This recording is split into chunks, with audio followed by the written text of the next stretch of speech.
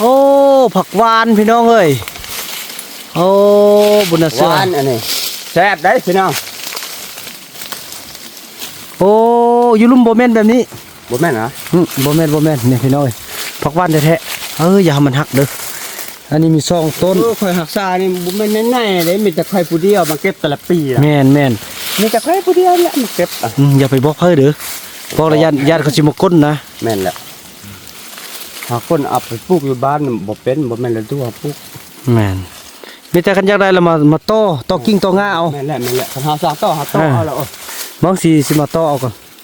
มื้อนั้น เอาต่อไปปลูกก่อน นี่นะ นี่ นี่เก็บเอานี่ แม่นแท้เนาะ แม่นแท้ประตูแล้ว แล้วก็มรื้อเอากงลงมานั่นน่ะโอ้ บ่แม่นเนาะ อยู่ลุ่มน่ะบ่แม่นแบบนี้ แม่นแบบนี้เหรอ บ่แม่นโอ้อันนี้ตัว2ต้นนี้เนาะ อันนี้ มีแต่2ต้นนี่ติ นี่ยังมีผู้ดีทางหันแด้ โอ้นี่เป็นผักหวานพี่น้องนี่ๆเก็บอย่าบ่ฮู้เอาหมดเนี่ยแบบนี้น่ะอันนี้บ่เยอะผักเอิ้นผักหวานดงนะนี่น่ะ บ่ยังวะ รุ่นบ่เยอะนี่น่ะ เคยเห็นแต่นั้นเห็นแล้ว ขอบใจ FC ผู้มีน้ำใจแบ่งปันเหมือนฟ้าบันดาลให้สร้างรายการนี้มาสวยเหลือคนทุกข์คนจนหรือคนด้อยกว่า ด้วยแห่งศรัทธาบุญนำพาได้มาร่วมทาง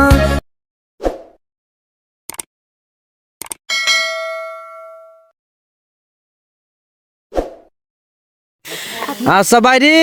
พี่น้อง FC เข้ามานำเนาะมาตอนนี้พี่น้องเอ้ยปาดบนหน้าเสื้อหลังจากที่ว่าแขกเพิ่นเมื่อกี้เนาะครับแขกแล้วอันนี้มันแขกประจำบ้านเฮาพี่น้องเอ้ยแต่เพิ่นฮู้ต้นไม้ทุกต้นอยู่ในป่านี่พี่น้องเอ้ยเนาะมื้อนี้เพิ่นมาว่าสิเอาบ่าวน่ะว่ามายังสิเพิ่นว่าสิเอาผักหวาน ชอบหากินเนาะ มา ผักเก็บมีชอบผักหวานเอา พี่น้องเอ้ยบนหน้าเสื้อว่าเขตนี้จะมีผักหวานเพิ่นว่ามีจักต้นก็ สองต้น 2ต้นโอ้ยสั่นเข้าไปนำเด้ ไป จิ กันก็ได้ จิบ่เอายังมื้อนี้แต่สิไปจื้อต้นซื่อๆไอ้บุญรอดลูกบ่ต้องไปเด้อลูกเด้อยืน บ่ไปเด้อ นะเอาอันนั้นครับเลย มันยาก น้องจะไปยัง มันจะไปนำเขา เลยอยากไปท น้องจะไปนำโอ้เพิ่นอยากเป็นหมู่ บ้า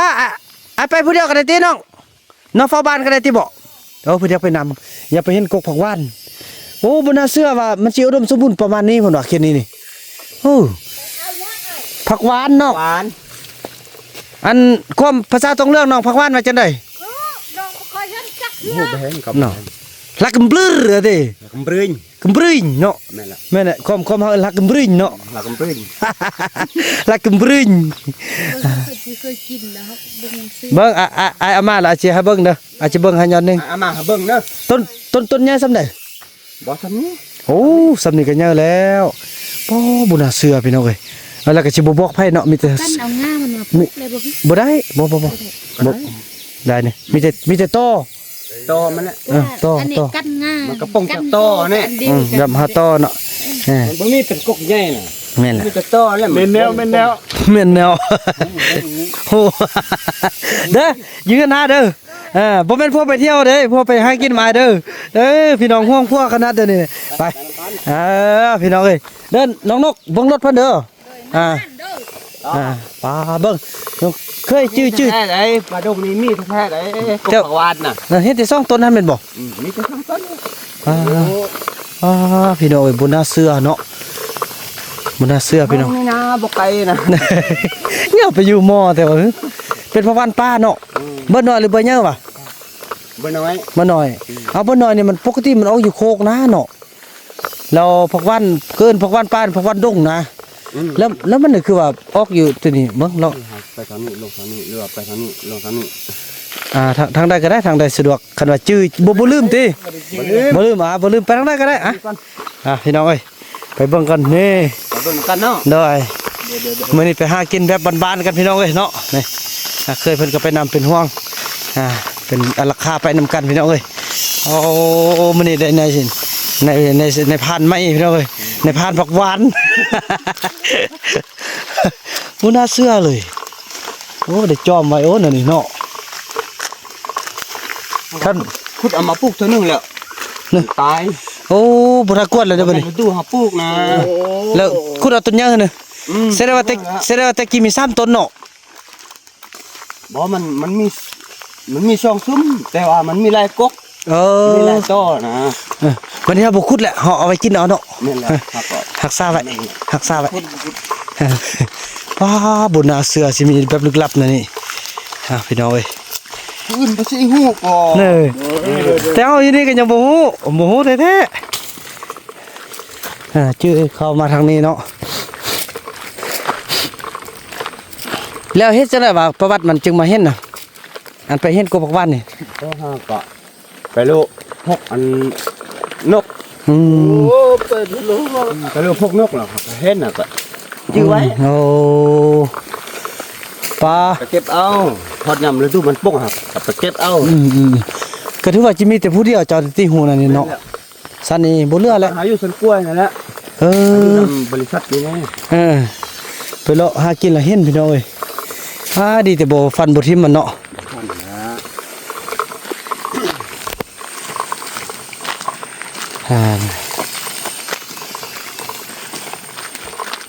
โอ้ขึ้นนี่โอ้ขึ้นบ่ได้ขึ้นไปขุดกล้วยอันนี้บ่นำขึ้นมาขุดกล้วยไปปลูกอยู่บ้านพ่อต้องเหลือง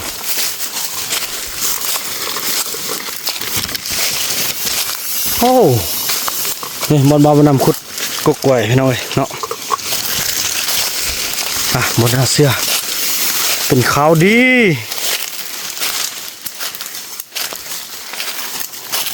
โอ้ต้นซ้ำแข้งนี่ก็ถือว่าอันนั้นเด้ต้นซ้ำแข้งนี่ก็ถือว่าหลายปีแล้วมันจึงเติบโตเนาะ โอ้หลายปีนี่ปลาแก้น้ำปุ้นมันก็มี เนอะโอ้เห็ดโอ้พี่น้องได้เห็ดพร้อม ของกิน บ่ไปตะกินหรอกโอ้ เห็ดเบื่อนี่ เห็ดเบื่อเนาะอยู่อันปลาแก้น้ำปุ้นอยู่บนได้ก็มีนะ เห็ดอันเห็ดห่อเนี่ยพี่นะ เออ เป็นนั่นเท่านั้น เขาปลาซักอะนะ เออ ปลาอันนี้โมเมนด้านเห็ดพวกเนื้อเดี๋ยวนี้คือว่ามีแบบนี้นี่นะโมเมนด้านเห็ดพวกนี่ อย่างแล้ว เขตนี้บ่มีด้านเห็ดพวกเลยเด้อ การเห็ดพวกผมนี่ครับ ด้านที่พนุ่มนี่นะแบบนี้คือสิมีด้านเห็ดพวก นี่ก็ขวานนี่ อันนี้นะ นี่ละอันนี้นะก็ขวานเนี่ย เออ ทางอ้อมหมด อันนี้ฮอตแล้ว อันนี้นี่วะ แม่น่ะแม่น่ะ โอ้ นี่กำลังป้องไอ้ โอ้ แก่ขนาดพลบเนี่ยมันแก่แล้ว แนว เบิ่ง สุดๆเนี่ยเนาะ โอ้ อันนี้แก่แล้วแม่นว่ะอ้าวสันอยู่ อันนั้นนี่นะหลักปริ้งนะ สันอยู่พุ่นมีโอ้อยู่ลุ่มน่ะจืดยากยัง น่ะ ต้นใหญ่อยู่นะต้นสามีก็มีอยู่นะแน่ แก่หมดเลย เน่ แก่ถ้าก็ยังกินได้เนี่ยอันนี้ยังอ่อนๆอยู่เป็นกินอยู่นี่นะ นี่ นี่เก็บเอานี่ แม่นแท้เนาะ แม่นแท้ประตูแล้ว แล้วก็มือเนาะกงลงมานั่นน่ะโอ้สันอยู่ลุ่มมีแล้วอยู่ลุ่มบอกกันได้สิไปให้เบิ่งซะนะ จื้อ โอ้ จังบักผักขึ้นยอดแหละ แม่นแท้เนาะโอ้อีนี่ สันอยู่ลุ่มนี่มีแม่หรือว่าอยู่ลุ่มมันบ่แม่นวะอยู่ลุ่มนี่หรือว่าอยู่ลุ่มบ่แม่นตัวแบบบ้านมันคือออกเขียวๆนี่โอ้สันบ่แม่น บ่แม่นเนาะ อยู่ลุ่มน่ะบ่แม่นแบบนี้ มันแบบนี้เหรอ บ่แม่นโอ้อันนี้ตัวซ่องต้นนี้เนาะ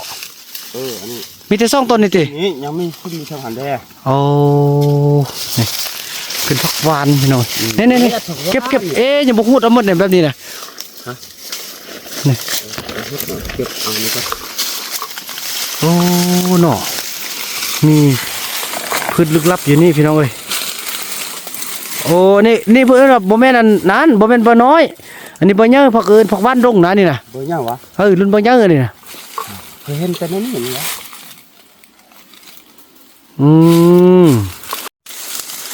พี่น้องพอดีน้องเทพโทรมาเมื่อกี้ โอ้ผักหวานพี่น้องเอ้ยโอ้บุญน่ะ ห เสือ วานอันนี้แซ่บได้พี่น้อง โอ้อยู่ลุ่มบ่แม่นแบบนี้ บ่แม่นเหรอ บ่แม่นนี่พี่น้องเอ้ยผักหวานแท้ๆอย่าให้มันหักเด้ออันนี้มี2ต้น ข่อยหักษานี่บ่แม่นแน่ๆเลยมีแต่ข่อยผู้เดียวมาเก็บแต่ละปีอ่ะ แม่น มีแต่ข่อยผู้เดียวแหละมาเก็บอ่ะ อย่าไปบอกเพิ่นเด้อบอกระยานเขาสิมาก้นนะ แม่นแหละหาคนเอาไปปลูกอยู่บ้านบ่เป็นบ่แม่นแล้วตัวปลูก แม่นมีแต่คันอยากได้แล้วมาต่อกิ่งต่องาเอา แม่นแหละคันหาสร้างต่อหาต่อเอาแล้ว บางสิมาต่อเอาก่อน มื้อนั้น เอาต่อไปปลูกก่อน อาสร้างต่อมาต่อลองเบิ่ง หน่อยเบิ่งเนาะนี่พี่น้อยผักหวานนี่โอ้แม่นแท้โอ้ยลุ่มบ่แม่นอันนี้มันผักหวานแท้โอ้ยแม่นแท้คักสุดยอดเลยเนาะ เอาบ่ โอ้ได้แล้ว เอาไหม แถวอยู่นี่แถวได้กินตลอดแหละขนมฮู้ซะนี่นะ คุณจะไปซื้อมาว่าหัวไอ้ ขอบใจเด้อ เดี๋ยว แหน่พี่น้องไอ้เนาะเป็นโอ้พี่น้อง เป็นสัตว์ป่าของดงเนาะ อยู่นี่มี2ซุ้มเนาะ แม่นแล้ว 1 2 3 4 5 6ต้นพี่น้องอยู่นี่ สาไว้เนาะสาไว้นำปันเนาะ แม่นแหละ เอาไปต่อ ไปต่อบัดนี้พี่น้องเอ้ย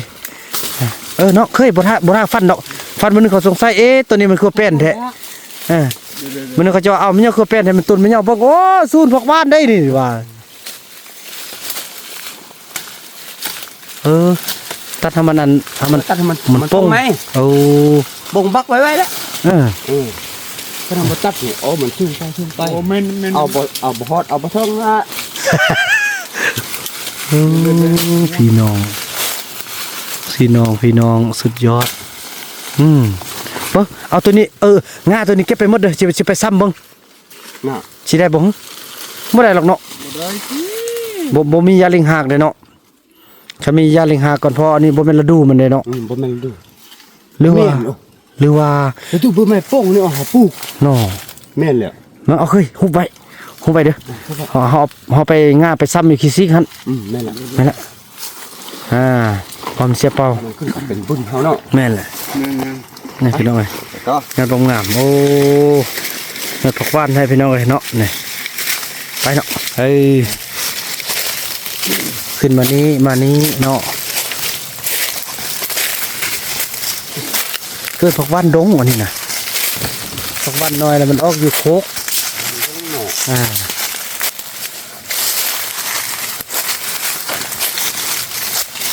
มีแต่ซ่องซุ้มนี่เนาะคือบนนั้นแหละก็มัดมันบ่ ชื่อคันเฮาไปโลมัดปากแก้นี่บางเทื่อก็สิเสียตื้มเนาะ เดี๋ยวไปเลาะบังเอิญชบซื่อๆเนาะความภาษาบาวบุญนำเอิญว่าละกึมบลือ บรึ้ง ละกึมบลือกึมบลือกึมบลือ บรึ้ง กึมบลือบ รึ้ง บรึง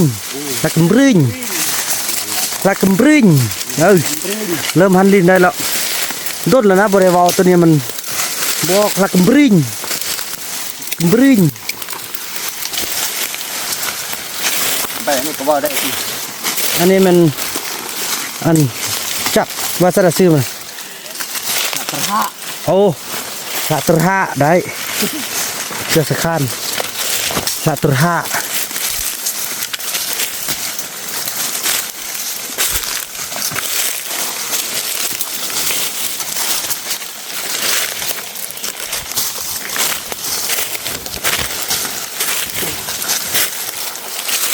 คือกับเลาะป้าเลยพี่น้อยสาตรหะละตุ่มบรึง ธรรมชาตินะ เป็นธรรมชาติเลยน้อย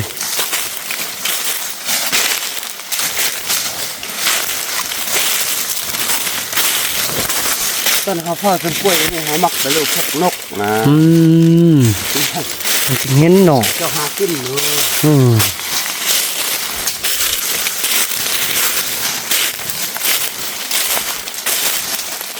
เนาะ เดี๋ยวมันส้มมันส้มพี่น้องเลยโอ้น้องเด้ออย่าไปตำมันส้มดิเด้อนี่มันส้ม เฮ้ยๆพอถูก เป็นหยังหมดวะ เฮ้ยหมดส้ม บ่ซ้ำเอา นั่นแหละระวังเด้อป้าตัวโกงให้นี่งามขนาดเลยสิได้มันอยู่บ้านพอตรงเรื่องได้พุ่นน่ะ โอ้เด้อ งามขนาดเลยพุ่น มันคือกุ๊กไปเลยเนาะ กกอันนั้นก็มากระบก กุ๊กไปไม่นี่ กกระบกเอ้ากุกเปย กุ๊กไปแท้ โอ้กุกเปยโอ้ตาน้องดีอยู่เนาะนี่กุกเปยมันแหละ มันขึ้นลำเปิง ไปหาหลักกำปรื้ตึมก่อน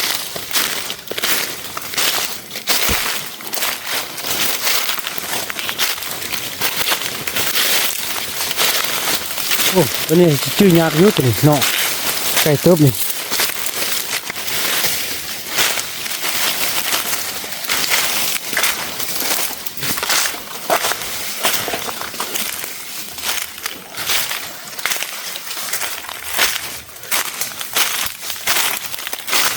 รับแล้ว นี่ฮอตแล้วพี่น้องเอ้ย โอ้พี่อำปล้องเยี่ยมปล้องสามนี่พี่น้องเอ้ย ลงเอ็ด โอ้ยังบนตัดกันได้เด้อ จะตัดแล้ว สิได้ไปมาต่อเอางามไหมมาต่อเอามาโทมเอา อันนี้บ่ใส่ มีแต่ต้นเดียวนี่สักนิดนึง เอาผ้าเอามีดนี่ตัดนี่บ้องออก เพื่อมันโป้งใกล้ย่ามแล้วนะนี่เนาะ กล้ายามเนี่ย ให้น้องเลยโอ้เรื่องมันกำลังโป้งแบบนี้บ่เนี่ย กำลังให้ นี่กำลังโป้งน้อยๆนี่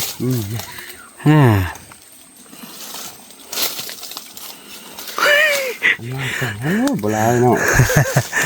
เมื่อทางเก้าก็ได้ที เราปล่อย เดี๋ยวเมื่อทางมาทางลุ่มมาเลยเนาะโอ้นี่แม่นแท้แบบนี้พี่น้องเห็นต้นนานแล้วที่ว่าโบเห็นกกอันนี้นะยูลุ่มโบแมนยูลุ่มนะที่บ่าวนำวันนี่งานนั่นนะ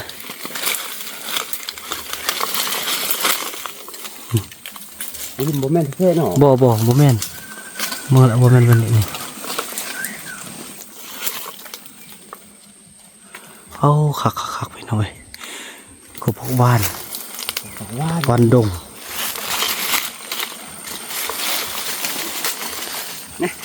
บอลเฮาพุดเอาเลยนี่บอลเฮาพุดเอาไปปลูก โอ้เราบุกขึ้นได้เลย บ่ขึ้นหน่อ ปลูกบ่ขึ้น เนี่ยนี่ก็ต้นน้อยก็สิขุดแบบนี้ขุดแบบนี้บางบ้านน่ะสิมาต่อเอากุ้งนี่เด้อมาขุดเอากุ้งยามฝนก่อน ยังพ่นครับปลูกอย่างนี้ เนาะต้นนี้พอดีเนาะมาปลูกเป็นกบผักหวานผักหวานดงผักหวานป่าแท้ๆเลยนี่นะมันบ่ยังกินกับหวานได้พี่น้องบ่มันเคยกินอยู่ กินก็ได้นะ นี่แต่ว่าแกแต่ทางรุ่นใหญ่ได้พี่น้องเอ้ย จองงานนี้ได้งานนี้ได้ ฟัง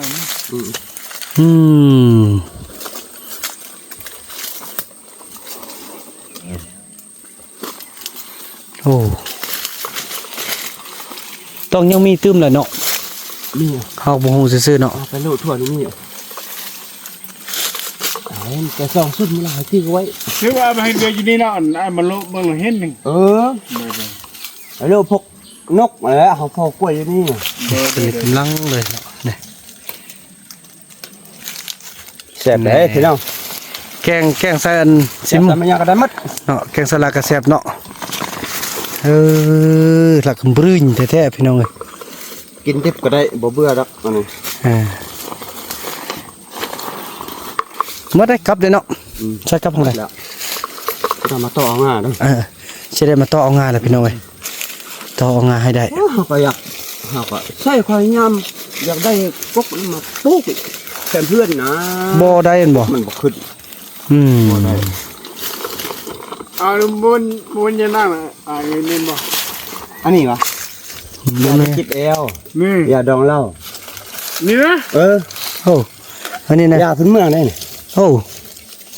ที่จิบแอลบ่ ดองเหล้าอันพอได้เจ็บเอวเด้อ เอา มาดองเหล้า โอ้ เอาไปเต้นได้บ่อยเอาเสื้อมัน ก่อลุกเอาหักมันเนี่ย โอ้เสียดายเนาะมันความเสียดายเอาเคลื่อนไปต้มได้บ่อันนี้เป็นยาที่จิบแอลบ่ลกต้มก็ได้เนาะ ลกต้มก็ได้ เกินกกเหย้าซื้อมันน่ะ จักละ ก็บ่ฮู้ แต่ฮู้แต่ชนิดยามันเนาะ ฮู้ เดี๋ยวน้องเจ้ากันซะนะ เอาเด้อมันจิบแอวอ่ะ เดี๋ยว เบิ่งไอ้ท่ากระแดกก็กระแดกถือว่าพี่น้องเอ้ยเนาะคือว่าดีใจเนาะที่ได้ฮู้ว่ามีกบพกวันคือต่อไปก็สิเป็นแหล่งอาหารเด้พี่น้องเอ้ยที่ดีที่สุดเนาะจะได้เอาต่อไปปลูกได้พี่น้องเนาะอันนี้ก็กำลังขุดเอายาดีจิบแอวพี่น้องเอ้ยบ่ฮู้ว่า แอว กกมัน กินก็ได้ดองเหล้ากินก็ได้ ไปต้มกินเอาเด้อเคย กินนะ มันเอาไปดองเหล้าแล้วมันสิติดเหล้านำเข้าอัน นั่นแหละ บ่คุ้นแหละ ยาดองเหล้านี่บ่เป็นยาดองเลย เช่ ยาเมา เป็นยาดีจิบแอวพี่น้องเอ้ยลักษณะของใบมันจะเป็นแบบนี้เนาะนี่คือมันจะเกลี้ยงพี่น้องเอ้ยใบมันก็จะออกสีแบบนี้เนาะ ชิมมันก็หวานๆส้มๆก็อย่าง โอ้แม่นบ่ ยำบ่แม่ บ่ไม่เห็นเนาะ แม่น่ะ พี่น้องเอ้ยเนาะแล้วก็มี FC โทรมาพี่น้องเอ้ยปาเธอลูกมุกก็จนได้มาครับไม่ใช่ลูกกันนั่นไปนั่นเอาวานใส่พ่อบ่วานซะเลยวานใส่พ่อเลยเย้เงินคำอะไรมาแล้วลูกไปกลับบ้านเฮาพี่น้องเอ้ยเนาะถือว่าการเก็บผักหวานก็สำเร็จเห็นแล้วมีอยู่ 2-3 คุ้มคือเพิ่นว่าพี่น้องเอ้ยโว้อันผักหวานลูกถ้าอีพ่อว่าขึ้นว่ามันต้นนั้นหั่นเป็นผักหวานเฮาน่ะบ่แม่นคือซื่อนึงก็คือว่าแม่นพี่น้องเอ้ยในที่มันออกอยู่นี่นะเบิ่งเด้อบ่เคยเห็นออกบ่แม่นนะเพิ่นเนาะลูกเนาะบ่แม่นลูกบ่แม่นมันละกำบรึ้งนะลูกว่าเป็นบ่ลูกว่าละกำบรึ้งลองว่าดูเป็นบ่ละกำบลือโอ้ยละกำบลือกำบรึ้ยโอ้ยมันไม่ใช่ว่ะลืมอีกแล้วละกำบลือละกำบลือ ละลำบัก ละละมึกโอ้คนละแนวเลยเนาะแถวละละกำบลือกำบรึ้ยเอ้ยใช่ได้ป่ะละกำบรึ้ยหันลิ้นยากแท้พี่น้องเอ้ยเนาะก็ถือว่าสำเร็จพี่น้องเอ้ยเบิ่งบ่บ่นำคือเห็นออกอยู่นี่นะเบิ่งเด้อซอกเพิ่นเบิ่งก่อนสิแม่นหรือบ่แม่นนี่ย่างอันนี้น่ะแม่นบ่ที่ข้าพเจ้าว่าน่ะโอ้บ่แม่นเนาะคนละแนวเนาะ ก็ลำบัก อันนี้ก็ละมึกเด้อกินได้บ่ได้ติลูกบ่ได้พี่น้องเอ้ยบ่แม่นถือว่าดีใจที่ได้รับบนหูจักอันกบผักหวานพี่น้องเอ้ยเนาะถือว่านั่นแหละพี่น้องเอ้ยขอบใจเด้อทางนายสร้างเด้อที่บอกเด้อนายพันดีใจที่ว่าจะได้ไปเก็บมาแกงกินตลอด แค่มันออกเนาะถือว่าจังสั้นเลยพี่น้องคลิปนี้บ่าวบ่นำจะขอเนี่ยจบคลิปกันสำเนียงก่อนแล้วก็พบกันใหม่ในคลิปต่อไปเนาะคลิปนี้บ่าวบ่นำขอกล่าวคำว่าสบายดีพูดหน่อยอยู่ป้าเด้อลูกป้าบ้านนั้นมันออกมาแล้วไปเก็บมาแกงเนาะแล้วก็บรึ้ลเนี่ยก็กึมบรึ้ล กำปริงกำปริงว่ายากโอ้พี่น้องเห็นเนาะกำปริงกำปริงแม่นละละกำปริงจังซั่นละพี่น้องเนาะ